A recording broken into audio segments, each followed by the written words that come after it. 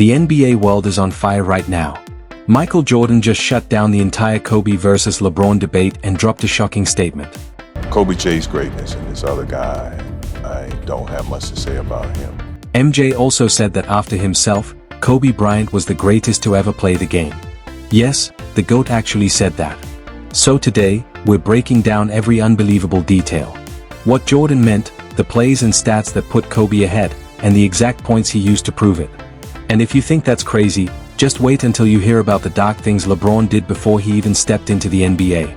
It'll change everything you thought you knew about basketball. To understand Kobe Bryant, you need to understand his obsession. Basketball wasn't a hobby to him, it was his entire existence. He lived it, breathed it, and pushed it to levels that even Michael Jordan couldn't ignore. And this wasn't casual respect. This was the kind of respect where MJ called Kobe his little brother and answered his phone calls at 2 a.m. without hesitation. We're very close friends. Kobe was my dear friend. He was like a little brother. Yes, Kobe would literally call Michael Jordan in the middle of the night just to break down footwork, counters, and offensive strategies. He wanted to know exactly how MJ attacked defenders, how he created space, and how he perfected that iconic fadeaway. And remember, this was while Kobe was already a full-blown superstar, and technically MJ's rival. Just look at this. I know where you're going. I'm getting to that. No. You gotta get up quick. If you knew where I was going, why you go for the fake? Mike, after you fake the ball, where else you gonna go? You left your feet. Yeah, but where else you gonna go? In the game, I go for you. I spun all the way around. I go for these ribs right here. I spun all the way around and got you. Most players would have kept their distance or felt intimidated, but not Kobe. He treated Jordan like a mentor, because he wanted to learn from the very best. And that obsession didn't end with late-night calls. Kobe trained like a man possessed. We're talking 4 a.m. workouts while the rest of the world slept and half the league was still hitting snooze. He would show up before anyone else, put in hours on the court, and then sit down with film to dissect every tiny detail. Defensive reads, rotations, footwork, angles, everything. Kobe demanded more from himself than anyone else ever would, and he brought that same intensity to the way he pushed his teammates. People that I've always had issues or problems with are the people that don't demand excellence for themselves. I won't tolerate that. Now contrast all of that with LeBron. LeBron is obviously a great player, but his focus has always leaned toward narrative, brand, and image.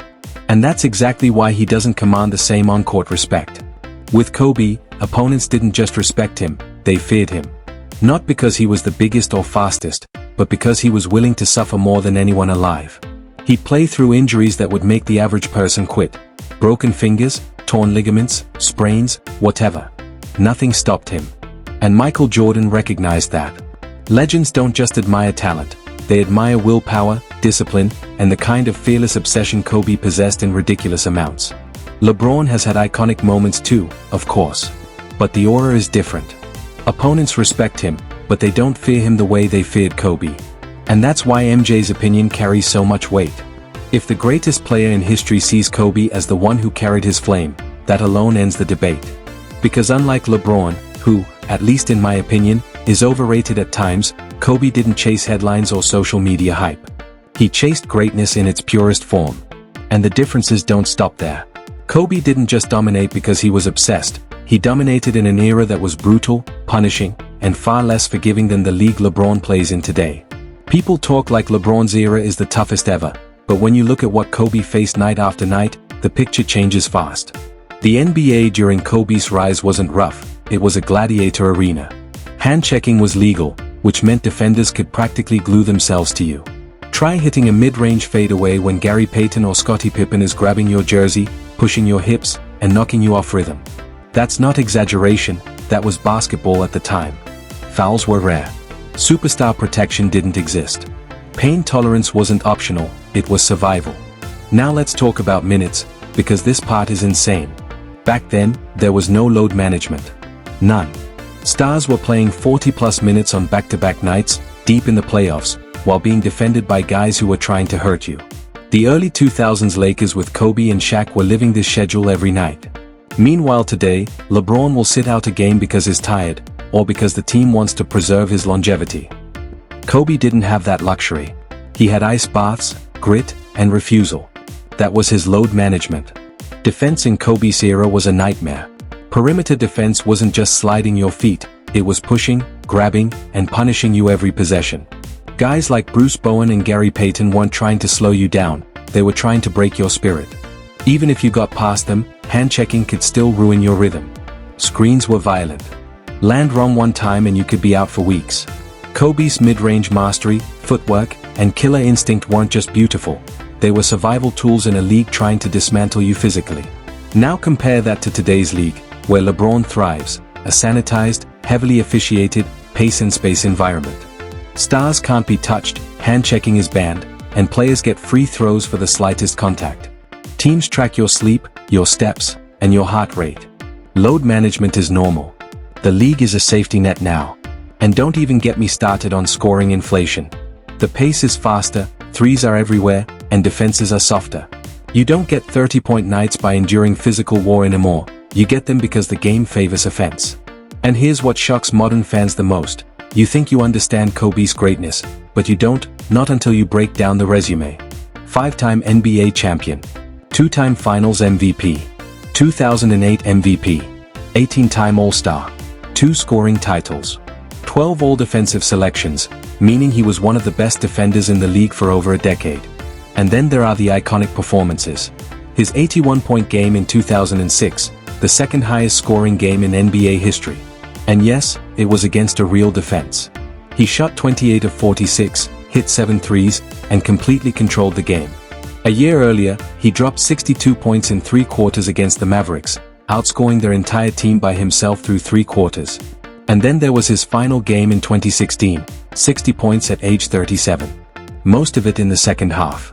A Hollywood ending written by the man himself. But Kobe wasn't just a scorer. He was one of the greatest mid-range shooters and footwork technicians ever. He made defenders like Ron Artest, Tony Allen, and Bruce Bowen look like they were chasing shadows. Every fadeaway, every step back, every pivot, crafted through obsession. And remember where he came from. Lower Merion High School. Drafted at 17 years old. While kids his age were solving algebra problems, Kobe was going head-to-head with grown men like Gary Payton, Karl Malone, and Scottie Pippen. He didn't shy away. He outworked them. He outwilled them. He earned their respect. Everything Kobe achieved, every banner, every milestone, every impossible number, came from work, pain, obsession, and discipline. No hype. No narrative. No social media machine. Just a 17-year-old kid who refused to lose. Michael Jordan said it best. We made legends nervous, and this other guy only knows how to make headlines. You hear that? And it hits you. MJ doesn't hand out compliments casually. When he praises someone, he means it. And here, he's basically saying Kobe operated on a level of obsession and fear that only a few humans have ever reached. The deeper you look, the clearer it becomes. Ask any legend who played with him or against him, and they'll all give you the same answer. Kobe was exactly who he said he was, the Mamba. Take Magic Johnson for example. He outright said Kobe was the closest thing the league ever had to Michael Jordan. It down for us because it seems like Kobe is the closest thing we've ever seen to MJ. Molly, you're absolutely right. Think about that for a second. Magic Johnson played with Kareem, Worthy, Bird, legends among legends, and he still told the world that Kobe had the same aura, the same killer instinct, the same fire that defined the greats. And then there's Shaq. 8 years together in LA, battles, championships, everything, and Shaq still calls Kobe the most relentless worker he ever witnessed, and the greatest Laker of all time. So I'm walking with Kobe through the Olympic Village, and this is when I realized he was at a different level than I. This motherfucker could speak 9 different languages. He spoke to everybody in their native tongue. And here's the part that almost sounds unreal. Even after winning championships together, Kobe still pushed Shaq harder in practice. This isn't an exaggeration. Shaq himself admitted he couldn't match Kobe's intensity. He even said there were moments when he genuinely feared what Kobe was capable of if no one held him back. Imagine that. A player who made Shaq nervous. That's the level Kobe operated on. And it doesn't end there. Dwayne Wade said Kobe wasn't just better, he was mentally on a completely different level than anyone he ever faced. Wade talked about how deeply loved and respected Kobe was, even off the court. He said he could be walking beside another massive NBA superstar, and fans would completely ignore the other guy because Kobe had that kind of presence. When you think, Mike's the greatest ever, which he is, Kobe Bryant come along. Yep. And that's no, I'm not LeBron. As far as GOAT, it's Michael Jordan all day long. And Kobe Bryant is right on his heel. And then you have Allen Iverson, one of the most fearless, ruthless scorers the game has ever seen, who said this. Guarded LeBron, you guarded Kobe. And what's your toughest matchup? Well, Kobe will be the tougher matchup, and Kobe is the tougher matchup because he's way more relentless. And here's the kicker.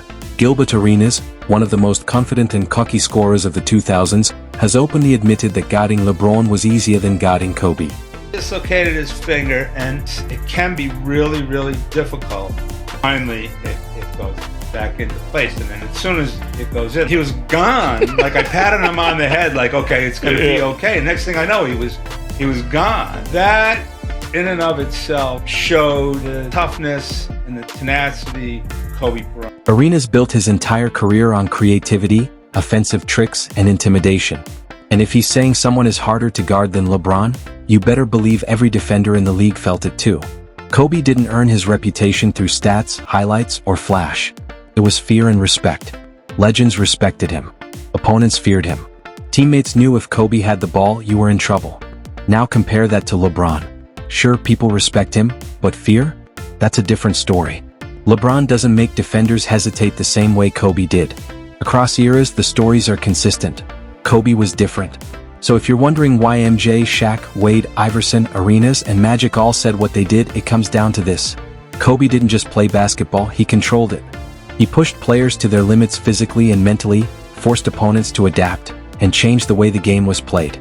That's something LeBron could never replicate, even after a career spanning decades.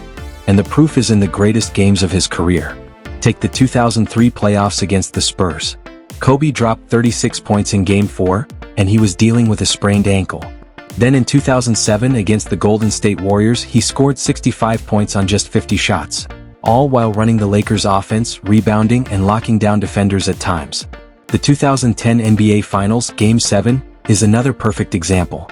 Kobe put up 23 points, grabbed 15 rebounds, and played suffocating defense on Paul Pierce and Kevin Garnett.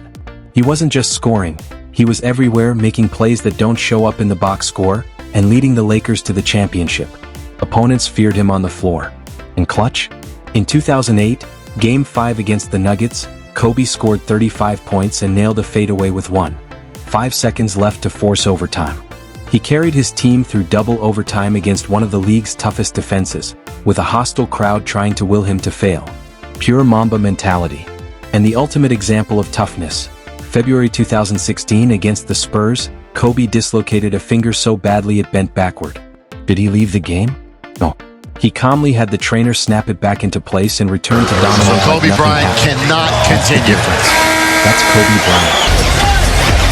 But he's going to shoot the free throws. In 2013, Kobe ruptured his Achilles, one of the most devastating injuries in sports, yet he still calmly sank 2 free throws before finally having to walk off the court. On the bench as well, so good crossover by James, and on the landing, immediately cramps up. Doris? Mike, I continue. Meanwhile, look at LeBron's so-called clutch moments, and you'll see a very different story. Take that 2014 Finals game, for example, when he suffered a mild leg cramp. Here's how he handled it.